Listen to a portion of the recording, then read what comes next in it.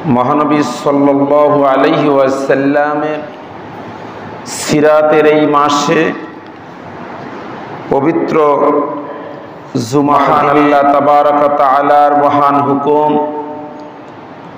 সালাতুল জুমা আদায়ের নিমিত্তে আগত মুসল্লিয়ানে কিরাম,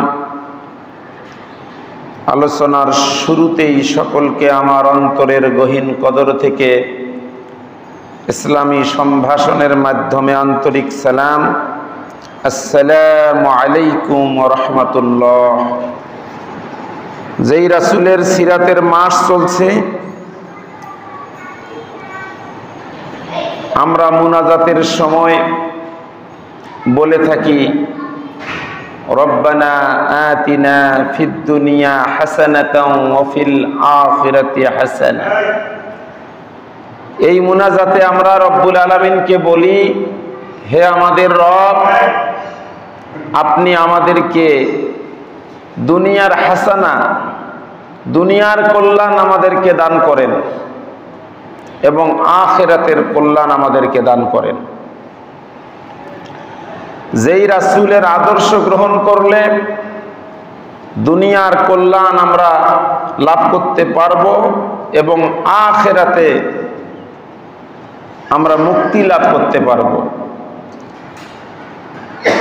সেই রাসূলের প্রতি সংক্ষিপ্ত দরুদ সকলে পড়ছি সাল্লাল্লাহু আলাইহি ওয়াসাল্লাম। সম্মানিত উপস্থিতি, আমরা এ মাসে একটা ধারাবাহিক আলোচনায় ছিলাম রাসূল সাল্লাল্লাহু আলাইহি ওয়াসাল্লামের সিরাতের উপরে।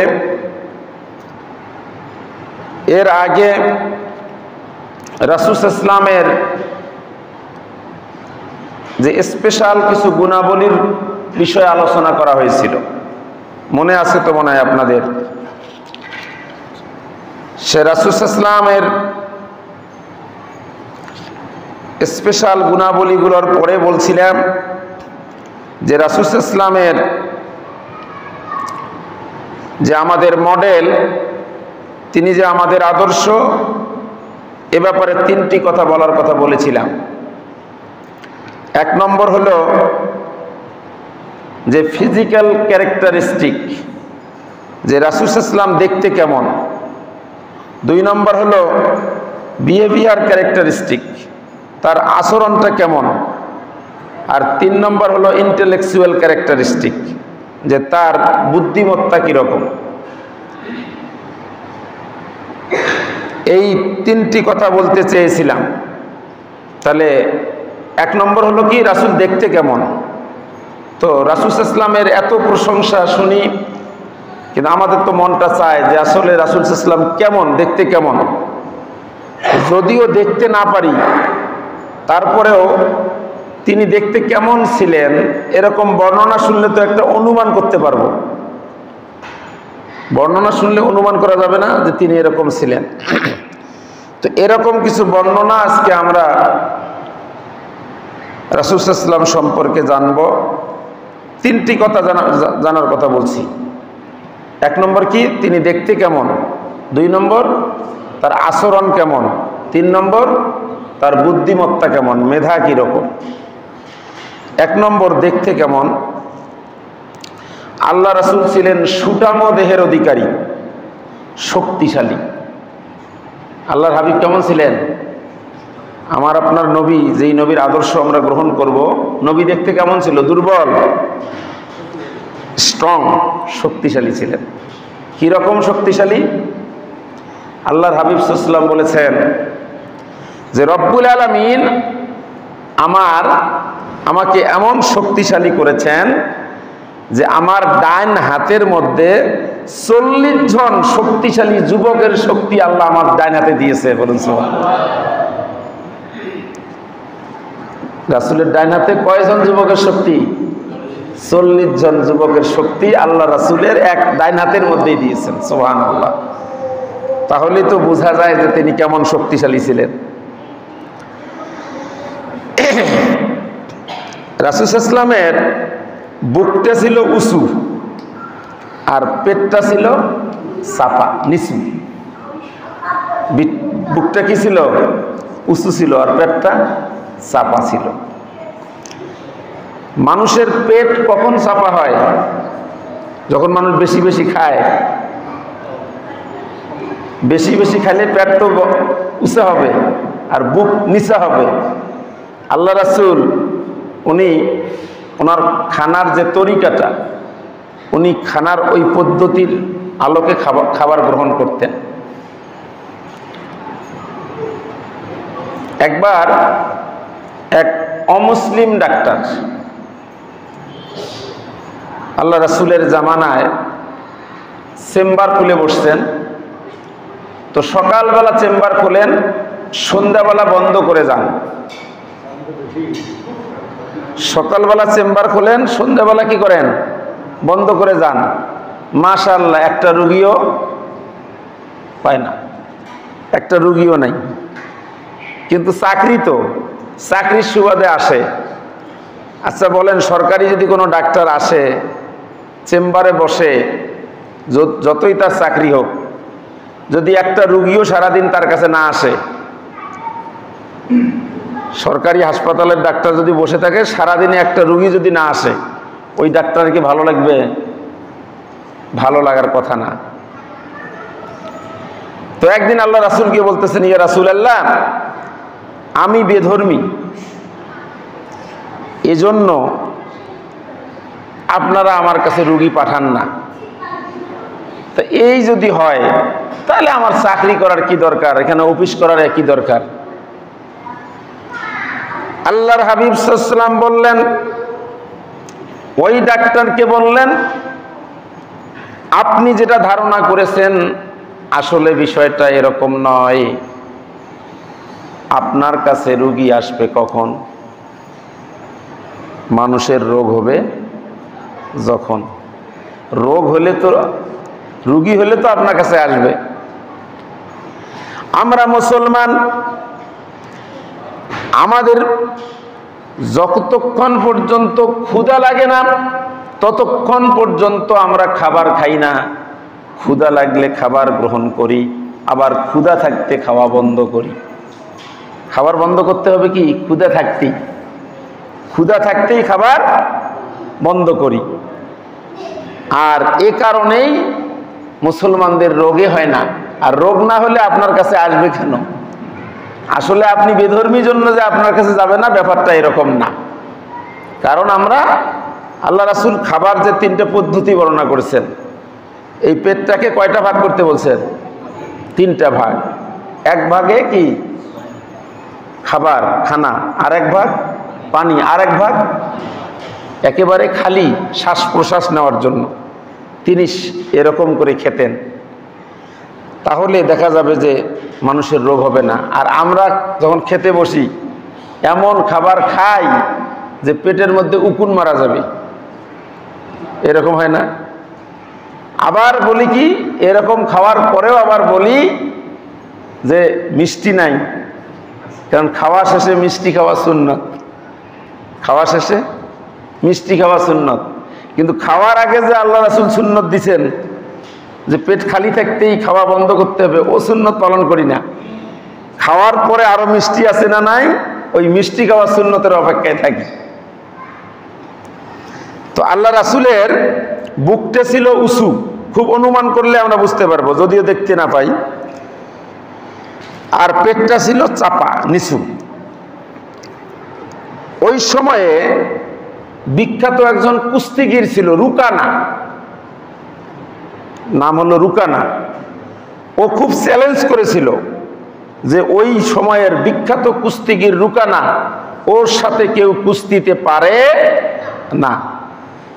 আল্লাহর হাবিব সাল্লাল্লাহু আলাইহি ওয়াসাল্লাম তিনি কিন্তু কুস্তি লড়তে চাননি, কিন্তু ওই রুকানার অহংকারের কারণে, জোরাজুরির কারণে তিনি বাধ্য হয়ে ওই রুকানার সঙ্গে কুস্তিতে লড়ছিলেন। ওই বিখ্যাত কুস্তিগির রুকানাকে আল্লাহর হাবিব সাল্লাল্লাহু আলাইহি ওয়াসাল্লাম একবার নয়, দুইবার নয়, 3 বার ধরে আছাড় মেরে ফেলে দিয়েছিলেন। সুবহানাল্লাহ বলেন। 3 বার। প্রথমবার বলছে কয় যে না, আমি প্রস্তুত ছিলাম না। আবার বলছে কয় না, এবারও হয় নাই। আরেকবার, এরকম করে 3 বার, তিনবারে আল্লাহ রাসূল তাকে কি করেছেন? ওই কুস্তিগির রুকানাকে ধরাশায়ী করে দিয়েছেন। কেন? কারণ আল্লাহ তার ডাইনাতে কয়জন যুবকের শক্তি দিছে? 40 জন। মনে রাখবেন কিন্তু। আল্লাহর হাবিব সাল্লাল্লাহু আলাইহি ওয়াসাল্লাম বলেছেন, আল মুমিনুল কবিয়্যু খায়রুম মিনাল মুমিনিদ দাঈফ, যে দুর্বল মুমিনের চেয়ে শক্তিশালী মুমিন উত্তম। দুর্বল মুমিনের চেয়ে শক্তিশালী মুমিন উত্তম। দুর্বল মুমিন এদের দ্বারাই খুব একটা ইসলামের কাজ হবে না। কোনো ইসলামের কোনো বিজয় দুর্বল মুমিনের দ্বারা হবে না। দুর্বল যারা, এরা কোনোদিন কোনো সংগ্রাম করতে পারবে, কোনো লড়াই করতে পারবে, কোনো কঠিন কাজ করতে পারবে? দুর্বলদের দ্বারা হবে না। এই জন্য আল্লাহ রাসূল বলছেন, আল মুমিনুল কবিয়্যু, মানে দুর্বল মুমিনুল কবিয়্যু শক্তিশালী মুমিন, খায়রুন মানে উত্তম, মিনাল মুমিনিদ দাঈফ দুর্বল মুমিনের চেয়ে। মুমিন কিন্তু দুর্বল, ওই মুমিনের চেয়ে মুমিন কিন্তু শক্তিশালী, এই মুমিনই উত্তম। তাহলে আমরা বুঝতে পারলাম রাসূল সাল্লাল্লাহু আলাইহি ওয়াসাল্লাম তিনি খুব সুঠামও ছিলেন, শক্তিশালী ছিলেন, পেটটা ছিল, বুকটা ছিল উঁচু, পেটটা ছিল নিচু, আর তার ডান হাতে 40 জন যুবকের শক্তি ছিল। বিশ্বনবীর হাতের তালু ছিল রেশম, আছে না রেশম, রেশমের যে কাপড় আছে, এই রেশমের কাপড়ের চেয়ে মোলায়েম, সফটার দেন সিল্ক, একদম মোলায়েম হাতের তালু, এত মোলায়েম, মানে বিশ্বনবীর সাথে কেউ যদি মুসাফা করতেন, মানে হাতটা এত সফট, মানে বিশ্বনবীর হাত থেকে হাতটা কেউ সরাতে চাইতেন না। আর বিশ্বনবীর একটা অভ্যাস ছিল, তার সঙ্গে যদি কেউ মুসাফা করতেন, তিনি যতক্ষণ পর্যন্ত স্বেচ্ছায় হাত সরিয়ে না নেন, আল্লাহর হাবিব সাল্লাল্লাহু আলাইহি ওয়াসাল্লাম হাতটা কখনো সরিয়ে নিতেন না। সুবহানাল্লাহ। কি মডেল! একটা মানুষের ভিতরে, একটা ব্যক্তির ভিতরে এতগুলো গুণের সন্নিবেশ আল্লাহ পাক দিয়েছেন, কোন দিকে যাবেন আপনি? ওনার হাতের তালুটা ছিল সফটার দেন সিল্ক, মানে রেশমি কাপড়ের চেয়েও মোলায়েম, এরকম।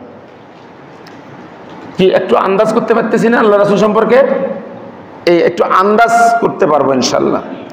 এরপরে তিনি ছিলেন সাইজটা কি রকম, এবার আমরা বিশ্বনবীর সাইজটা দেখবো যে কি রকম। লাইসা বিত তবিল ওয়ালা বিল কসির, মানে তিনি একেবারে লম্বাও ছিলেন না, আবার খাটোও ছিলেন না, বেটেও ছিলেন না। বিশ্বনবী তাহলে কেমন ছিলেন?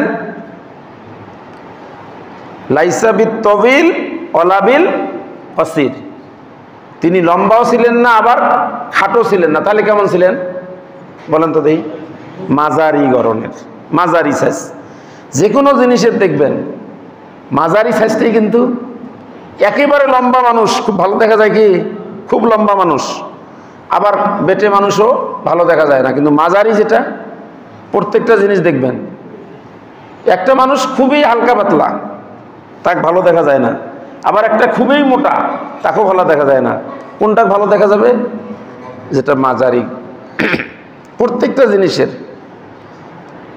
আল্লাহ রাসূল বলেছেন, খয়রুল উমুরি আওসাতুহা, প্রত্যেকটা কাজের ক্ষেত্রে মধ্যম পন্থাটাই উত্তম, বেশি বাড়াবাড়িও না, সারাসারিও না। এই বাড়াবাড়ি সারাসারির মাঝখানে যেটা, এটাই উত্তম। তার সাইজটা আমরা পেলাম, বিশ্বনবীর সাইজটা হলো মাঝারি ধরনের। এবার বিশ্বনবীর গায়ের রংটা কি ছিল? ওয়াকানা আজহারুল লাওন, বিশ্বনবী ছিলেন ব্রাইট কালার, মানে ফর্সা রঙের, ফর্সা রঙের ছিলেন। এখন যেহেতু রঙের প্রশ্ন আসলো, এখানে একটা প্রশ্ন, যে আমরা জানি ইউসুফ আলাইহিস সালাতু ওয়াস সালাম খুবই সুন্দর পুরুষ ছিলেন, সুদর্শন পুরুষ ছিলেন। এখন বিশ্বনবী সুন্দর না ইউসুফ আলাইহিস সালাম সুন্দর?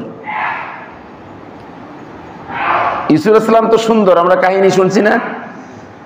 জুলাইখা কেন ইউসুফের জন্য এতটা পাগল পারা ছিল, দাসীরা যখন বলছিল, ঘটনা শোনেন নাই আপনারা? দাসীদেরকে তখন ছুরি দিয়েছে, আর একটা করে কি দিয়েছে, ফল দিয়েছে যে কাটো, আর সামনে দাঁড় করাইছে ইউসুফ আলাইহিস সালামকে। ওরা কি করেছে, ইউসুফ আলাইহিস দেখে বলছে এখন কাটো। কাটতে কি করেছে, সবাই কি কেটে ফেলছে, আঙ্গুল হাত কেটে ফেলছে। তাহলে তখন দাসীরা বলছে, এখন তো বুঝতেছো দাসীদেরকে কেন আমি ইউসুফের জন্য পাগল। তাহলে নিঃসন্দেহে ইউসুফ আলাইহিস সালাম সুন্দর। এখন আমাদের বিশ্ব নবী তাহলে কেমন সুন্দর, ইউসুফ আলাইহিস সালাম বেশি সুন্দর না আমাদের পয়গম্বর, আখিরি পয়গম্বর বিশ্ব নবী জনাবে রাসূল সাল্লাল্লাহু আলাইহি ওয়াসাল্লাম বেশি সুন্দর? এ ব্যাপারে আল্লাহ রাসূল বলছেন, আনা মালিহ ওয়া আখি ইউসুফুস সবিহ। রাসূল নিজে তার বর্ণনা দিছে যে আনা মালিহ, আমি হলাম লাবণ্যময়ী, ও আখি ইউসুফুস সবিহ, আর ইউসুফ হলেন মানে সাদা ফর্সা যেটাকে বলে, একটা লাবণ্যময় ফর্সা আর একটা সাদা ফর্সা, ধবধবা সাদা, আর একটা লাবণ্যময়। তাহলে মানুষ কোনটা ভালো দেখা যাবে বেশি, লাবণ্যময় যেটা, সেটাকে বেশি সুন্দর দেখা যাবে, মিষ্টি কালো সুন্দর। মানে ফর্সার মধ্যে দুইটা কালার আছে, কিন্তু একটা একেবারে ধবধবা ফর্সা, ওটার চেয়ে লাবণ্যময় যেটা, ওটা মানে ভালো দেখা যায়। তাই এই জন্য আল্লাহ রাসূল বলছেন আনা মালিহ ও আখি ইউসুফুস সবিহ। আম্মা জান আয়েশা সিদ্দিকা রাদিয়াল্লাহু তাআলা আনহা বলেন, তাকে যখন প্রশ্ন করা হয়েছে, ও আম্মা জান, আমরা তো শুনেছি ইউসুফ আলাইহিস সালাতু ওয়াস সালাম খুবই সুন্দর, তো আপনি এবার বলেন তো ইউসুফ আলাইহিস সালাম বেশি সুন্দর না আমার কলিজার টুকরা নবী বেশি সুন্দর? আম্মা জান আয়েশা সিদ্দিকা রাদিয়াল্লাহু তাআলা বলেছেন যে ইউসুফ আলাইহিস সালামের জুলেখার দাসীরা ইউসুফ আলাইহিস সালামকে দেখার পরে তারা ফলের পরিবর্তে তাদের হাতটা কেটে ফেলছে। আর যদি ইউসুফের ওই দাসীরা আমার নবীকে দেখতো, তাহলে ওরা ফলের পরিবর্তে ওরা কলিজাটা কেটে ফেলতো। বলুন সুবহানাল্লাহ। কলিজায় কেটে ফেলতো, টের পেত না। তাহলে এখন বুঝেন যে ইউসুফ আলাইহিস সালামের চেয়েও কত সুন্দর ছিলেন বিশ্বনবী সাল্লাল্লাহু আলাইহি ওয়াসাল্লাম। রাতের অন্ধকারে রুমের ভিতরে যখন বিশ্বনবী ঢুকতেন, আম্মা জান আয়েশা সিদ্দিকা রাদিয়াল্লাহু তাআলা বলেন, বিশ্বনবী যখন রুমের মধ্যে ঢুকতেন, রুমটা যদিও অন্ধকার ছিল, বিশ্বনবী ঢোকার সঙ্গে সঙ্গে ওই শুয়ের ভিতরে সুতা লাগানো, বিশ্বনবী ঢোকার সাথে সাথে ওই আলোয়, ওই নূরের আলোয় শুয়ের ছিদ্র দিয়ে সুতা ঢুকাতে পারতেন। বলুন সুবহানাল্লাহ। শুয়ের ছিদ্র দিয়া সুতা ঢুকানো যাইতো। তাহলে কিরকম নুরানি চেহারা ছিলেন বিশ্বনবী সাল্লাল্লাহু আলাইহি ওয়াসাল্লামের। তাহলে আমরা মোটামুটি একটা ধারণা পেলাম বিশ্বনবী সাল্লাল্লাহু আলাইহি ওয়াসাল্লাম দেখতে কেমন। হ্যাঁ, পাচ্ছি তো নাকি? এরপরে এই যে বিশ্বনবী সাল্লাল্লাহু আলাইহি ওয়াসাল্লাম, এনার মাথার চুল এবং দাড়ি এগুলো কালো ছিল। ইন্তেকালের পূর্বে দাড়ি এবং চুল মিলে পেকেছিল মাত্র 20টার মতো। দাড়ি চুল মিলে কয়টা পাকছে? 20টার মতো দাড়ি চুল মিলে পাকা পাওয়া গেছে ইন্তেকালের পূর্বে। তার চুল দাড়ি কালো ছিল। চুল দাড়ি কালো হওয়ার পিছনে কারণ হলো তিনি জাইতুনের তেল ব্যবহার করতেন। কিসের তেল? জাইতুনের তেল, যেটা আমাদের সমাজেও পাওয়া যায়। তবে এক নম্বরটা আপনারা নেবেন, এক নম্বরটা ব্যবহার করতে পারবেন। সেটা হলো আমাদের যেটা তেল হলো অলিভ অয়েল, একটা তেল আছে না, অলিভ অয়েল, এটা হলো জাইতুনের তেল। তো এই তিনি জাইতুনের তেল ব্যবহার করতেন। কেউ যদি নিয়মিত শুরুর দিক থেকে চুল পাকার আগেই যদি এই জাইতুনের তেল অর্থাৎ অলিভ অয়েল তেল ব্যবহার করে, তার চুল দাড়ি পাকলেও অনেক দেরিতে পাকবে। এই বিশ্বনবী এই জাইতুনের তেল ব্যবহার করতেন, এই জন্য তার চুল দাড়ি পাকেনি। ইন্তেকালের পূর্বে চুল দাড়ি মিলে 20টার মতো পাকা পাওয়া গেছে। এরপরে বিশ্বনবী এই জাইতুনের ডাল দিয়ে তিনি মেসওয়াক করতেন।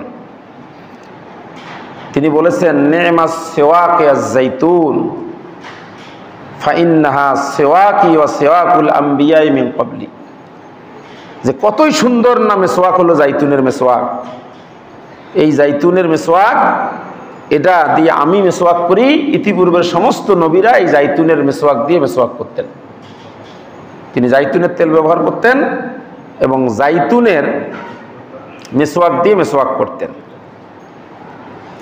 এরপরে আসেন বিশ্বনবীর চুল, এটা 3টা পদ্ধতিতে তিনি চুল রাখতেন। কয়টা পদ্ধতিতে? 3টা পদ্ধতিতে। যুবকেরা খুব ভালো করে শুনবেন। তার চুল 3টে ভাগে দেখা যেত। কখনো কানের লতি পর্যন্ত, কখনো কানের মাঝখান, আর কখনো কাঁধ বরাবর। এই 3টে পদ্ধতিতে তার চুল ছিল। আর যুবকেরা যারা চুল বড় রাখতে চাও, বিশ্বনবীর এই 3টে পদ্ধতিতে তোমরা চুল বড় রাখতে পারো। কাঁধ বরাবর রাখা যাবে, সুন্নতের নিয়তে রাখতে হবে।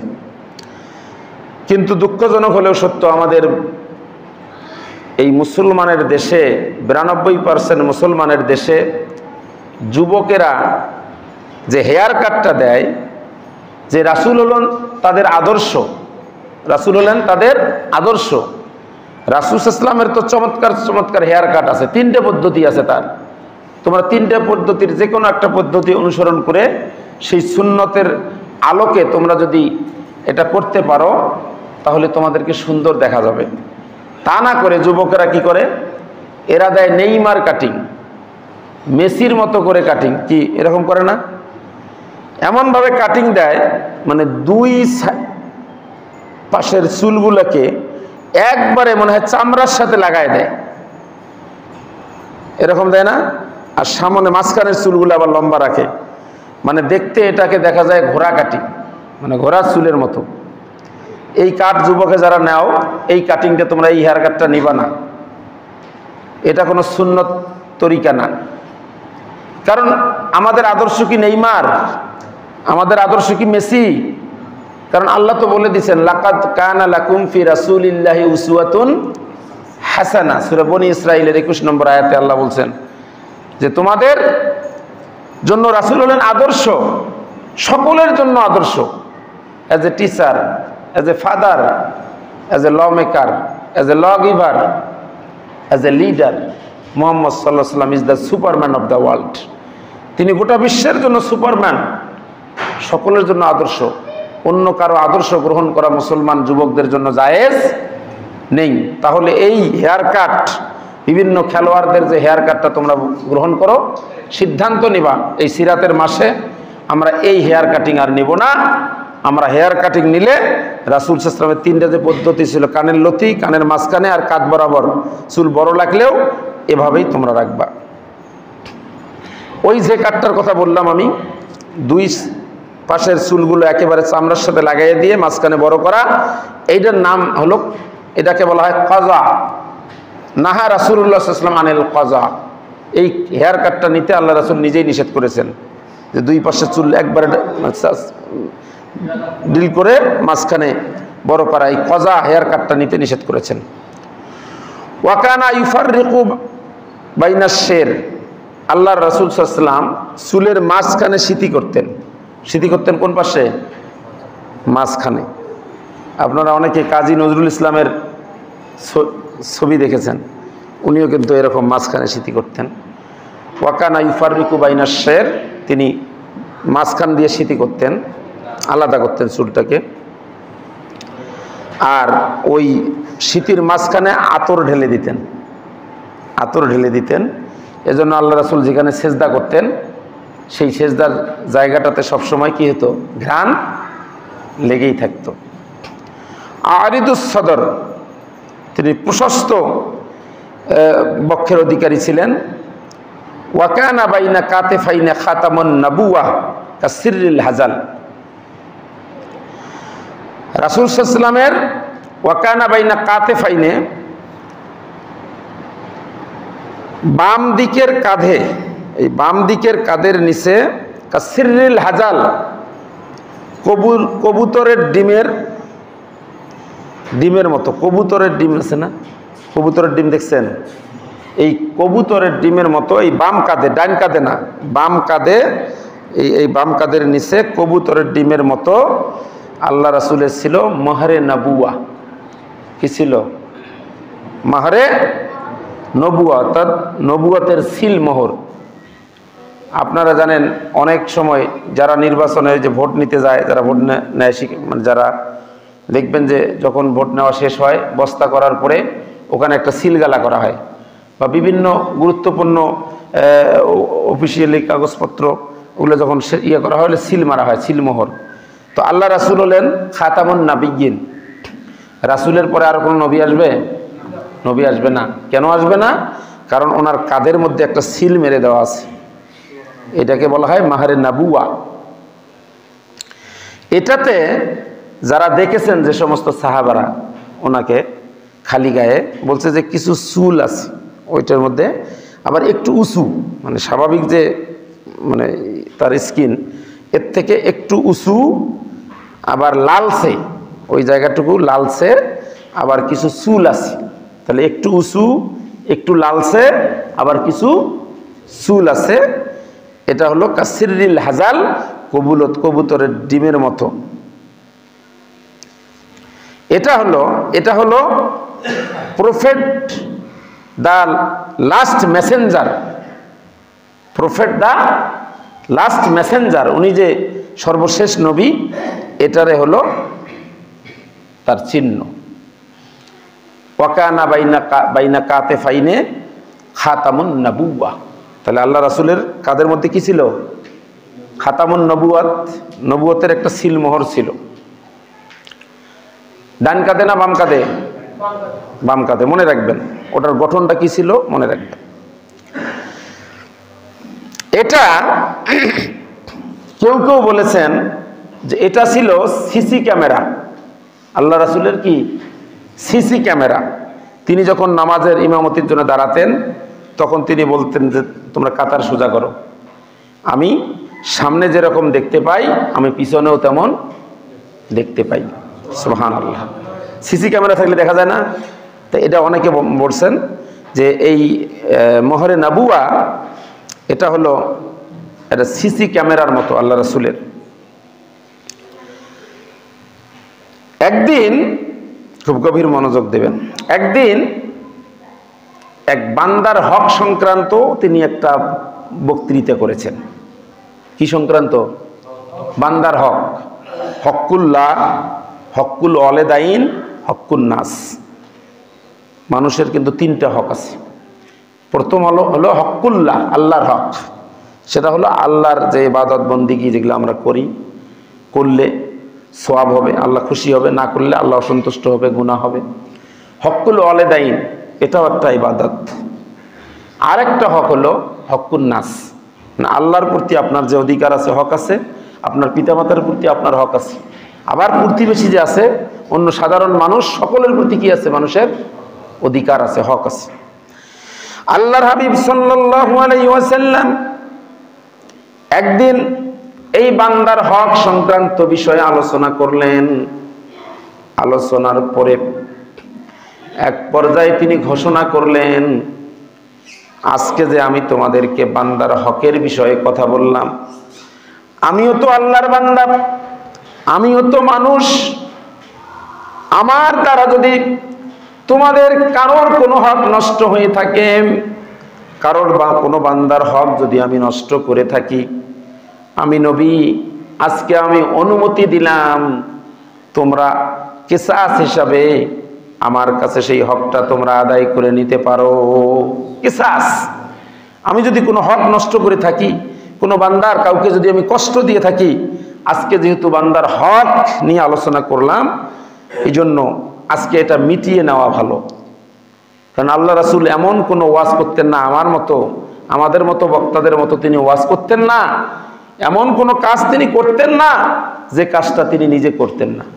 আপনারা ঘটনা তো জানা আছে, ওই যে গরিব মানুষ ছেলেটা বেশি মিষ্টি খায়, এই ঘটনা শুনেননি আপনারা?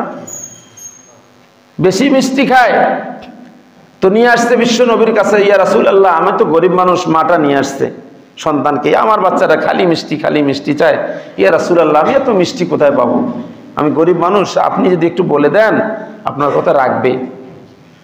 আল্লাহর পয়গম্বর ওই মহিলাটাকে বলল, মারিফ আজকে তোমার সন্তানকে তুমি নিয়ে যাও, তুমি আগামী সপ্তাহে সন্তানটাকে নিয়ে আসো। সেদিন চলে গেছে, যাওয়ার পরে পরের সপ্তাহে যখন নিয়ে আসছে, এবারে ওই সন্তানটার মাথায় হাত দিয়ে আদর করে বলছে, বাবা দেখো, তোমার মা গরিব মানুষ, মিষ্টির তো অনেক দাম, তুমি এরকম সব সময় মিষ্টি খাওয়ার কথা বলো, তোমার মা কোত্থেকে এত মিষ্টি তোমাকে কিনে দেবে, বাবা তুমি আর মিষ্টি খেও না, এই কথা বলছে। ছেলে বলছে, ঠিক আছে হুজুর, আমি আর মিষ্টি খাবো না এত।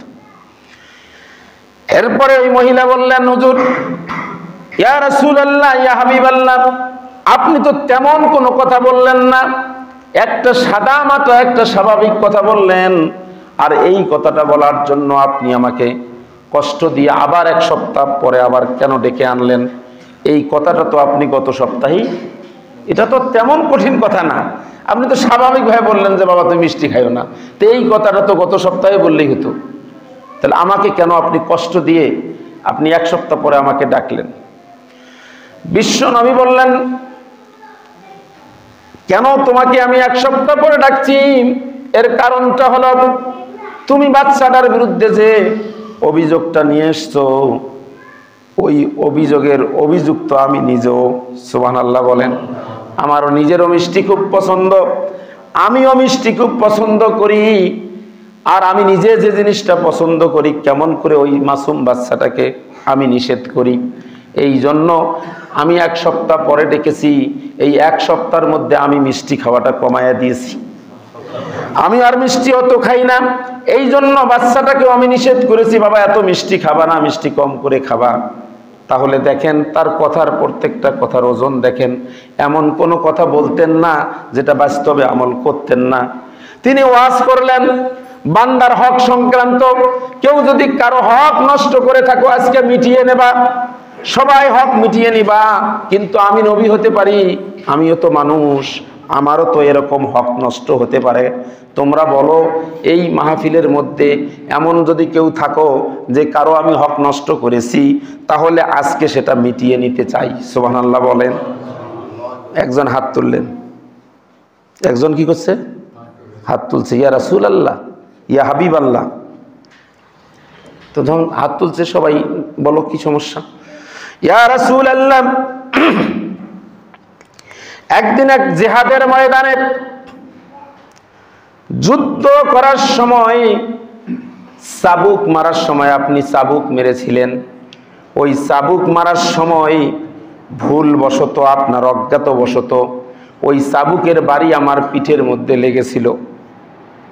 এক সাহাবী বলতেছেন, খুব গভীর মনোযোগ দিবেন, এক সাহাবী বলতেছে, ইয়া রাসূলুল্লাহ, যুদ্ধের ময়দানে আপনি চাবুক চালানোর সময় অসাবধানতাবশত আপনার চাবুকের বাড়ি আমার পিঠে লেগেছিল, আজকে যেহেতু আপনি বান্দার হকের কিসাস মিটাতে চান, ইয়া রাসূলুল্লাহ, আজকে আমি আপনার পিঠে চাবুক মেরে সেটা আমি শোধবোধ করতে চাই। বলুন সুবহানাল্লাহ।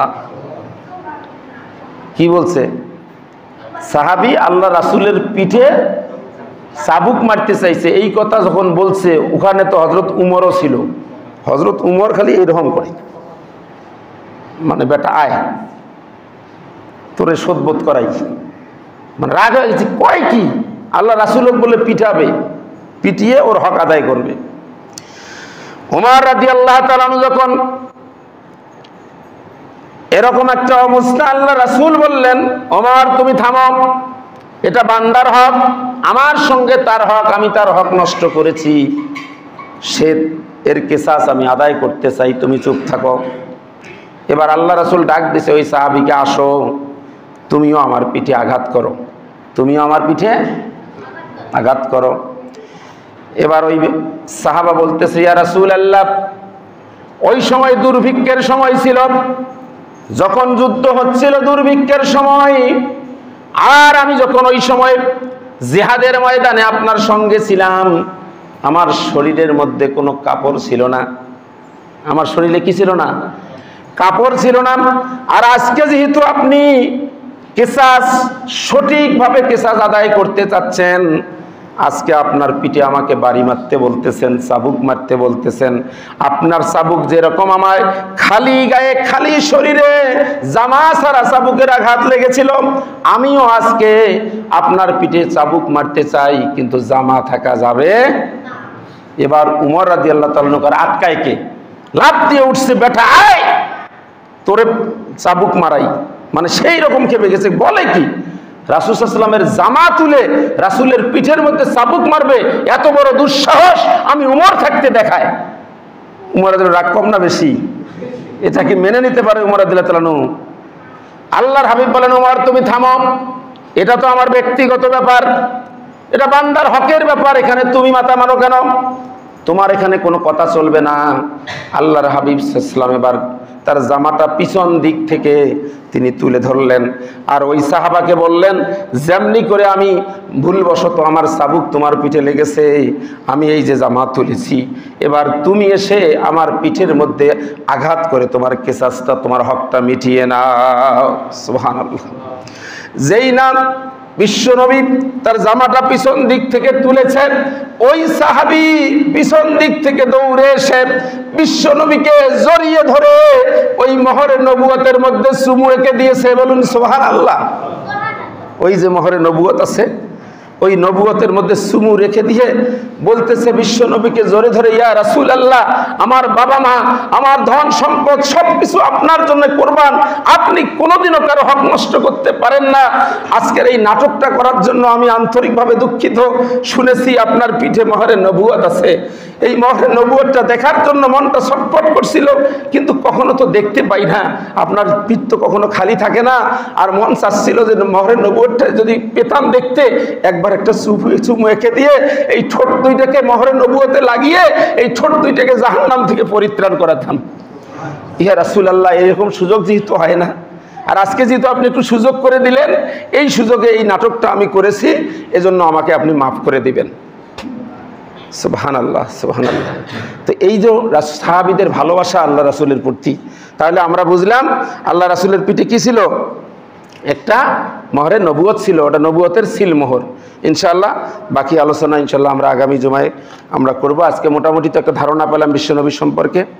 তো আল্লাহ রাব্বুল আলামিন রাসূল সাল্লাল্লাহু আলাইহি ওয়াসাল্লামের এই বর্ণনাগুলো শুনে তার প্রতি যে আমাদের ভালোবাসা, এটা আরও বহুগুণে আল্লাহ পাক বাড়িয়ে দেখ। রাসূলের আদর্শ ধারণ করার জন্য আমাদেরকে আরও দৃঢ় সিদ্ধান্ত নেওয়ার তৌফিক দান করুক, এই আশাবাদ ব্যক্ত করে আলোচনা শেষ করছি। আসসালামু আলাইকুম ওয়া রাহমাতুল্লাহি ওয়া বারাকাতুহু।